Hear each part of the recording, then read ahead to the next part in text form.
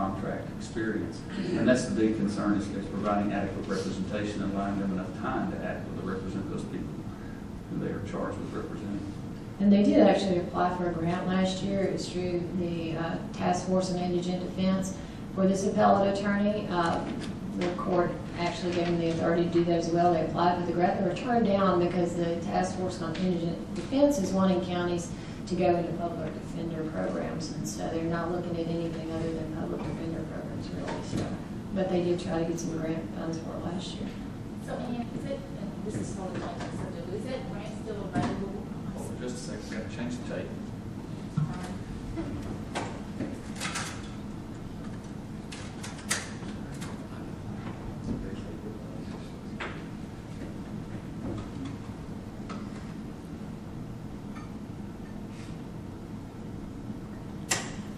And I'm glad you asked me that, because that brings up the fact that the Task Force on Indigent Defense actually has two grants. One is the formula grant that we do every year, which is a huge report. It's going to be due in about another month. That formula grant takes all the expenditures that we have for this indigent defense program that was brought on by Senate Bill 7, and it compares it to your baseline that we did. I can't remember how many years ago that was, but we set a baseline. So as long as we're exceeding that baseline, we're getting money back from the state. So by adding this appellate attorney, we will also be picking up that cost that it's costing us for the indigent defense.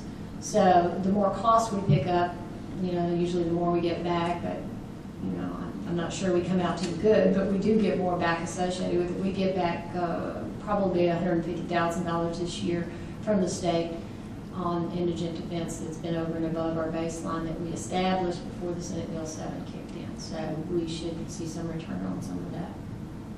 But then there's another grant, the one that they applied for last year. It is the Task Force on Indigent Defense. It's a discretionary grant, and this county got that grant about maybe 40 years ago, and that's how we put in all the scanning stations.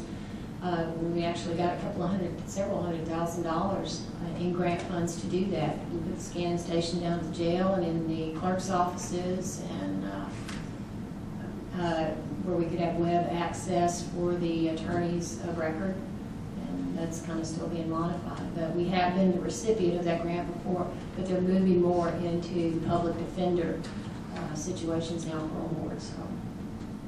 And we have looked at that public defender's grant before. The deal is you've got to have the same thing that you have in the DA's office and the public defender's office. Right. I have quantified that to see if it was to our benefit before to go into the public defender standpoint. Like I say, our DA's office has, I don't know, like a $1.8 million budget or so already. So we're still below what it would take us to put in a public defender's office even at this point. But that's something that we have to watch to make sure we don't ever exceed what we're doing. Would it be more to our benefit to have a public defender's office? And we do watch that.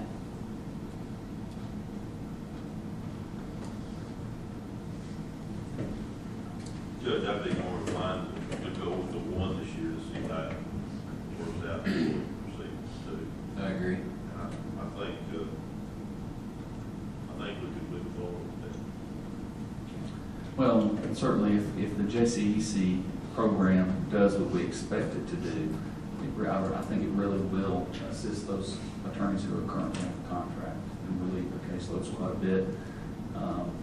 And it will reduce the number of appeals overall, or it should. So, Is this program in place anywhere, or is this just kind of like the master program they have over in Harris County? which program? The JCEC program. It's the visiting judge program, and there are various versions of it. Some of the larger counties do have it already in place. Okay, so this is like the one in I believe so, and also Dallas County, I think, has it. There are some. I haven't seen the one in action in Harris County. I haven't seen the other two, but I've Okay. seen them, and I really like the one in And on that subject as well, I don't, we didn't really talk about that subject, but we've built that in here, and I haven't even, the potential of savings to the county is much greater than what's factored in here, because we want this program to get up and running and see if it's going to work. I did put the budget in here for the expenditure side of it, and only minimally put in what we could recognize as savings. But in addition to that, The amount that I put in here for the visiting judge that comes out of the region in Dallas, I put it in at the full amount, and we really expect to get some of that back from that region as well. They wouldn't commit, but they were, because they can't commit just yet, but they seem to be pretty positive in helping counties that are putting in specialty courts such as this. So I think that we'll see some of that coming back in addition to what we're having to pay. We just put it in just to be on the safe side.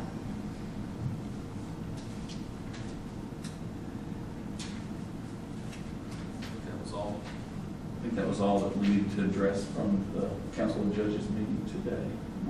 I believe so. Part of the budget, okay. So is everyone comfortable with adding the one appellate attorney? Yes.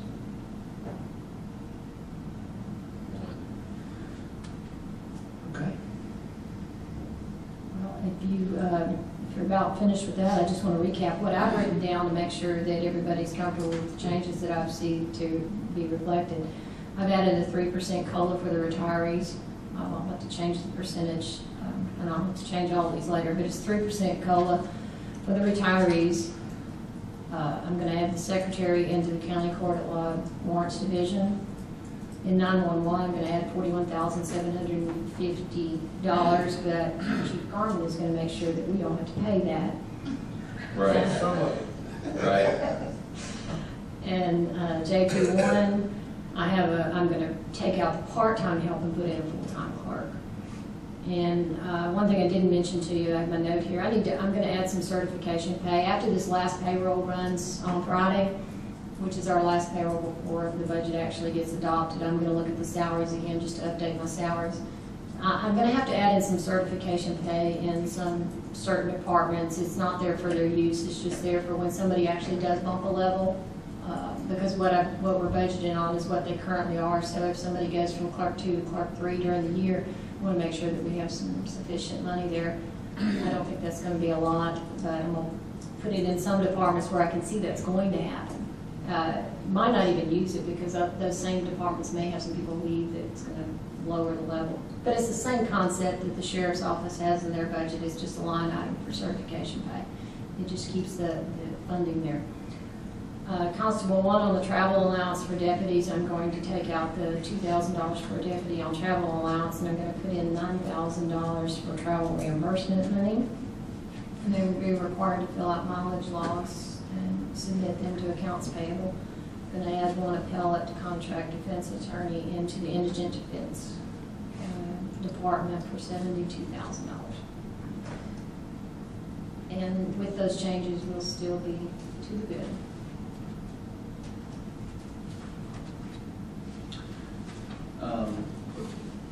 I know we haven't reached a resolution on animal control yet. I have a meeting scheduled this week. Hopefully we can resolve animal control issues. But there have been some discussions about animal control, and sure open the floor to those discussions at this point. If anybody wants to make any recommendations. Judge, I'm glad you brought it up, because I think that we did need to discuss what Deborah Tildoff's presented to us, because we still need a place to put the dogs. Because when it really kicks in, we're going to be in trouble. So I think we need to look at her proposal. It makes sense to me. So do we want to discuss that now, or do we want to do it at a separate time? We can certainly discuss it now. I'm comfortable doing that. I want to point out one thing, and I'm not suggesting there was anything wrong with this, but I'd certainly like to find out. One of our animal control officers appeared to be working as security at the gun show that was held at Harvey Hall last weekend. And I was told from Mr. Van Ness that someone saw, did you see it, or did you, the vehicle? I saw the vehicle parked in front, looked like it was damaged to the driver's side, and I don't know where, we have a previous report on that accident, or that damage, or did we? I'm not sure which one you're talking about. Would Would this be male or female? The truck, female. The truck pickup. we're having problems with. Well, the animal control officer for the Now, it used to be the south side, now West. the west West side side. is female, right? Right. Correct. Yes. But I keep seeing a male driving that truck. It, In fact, I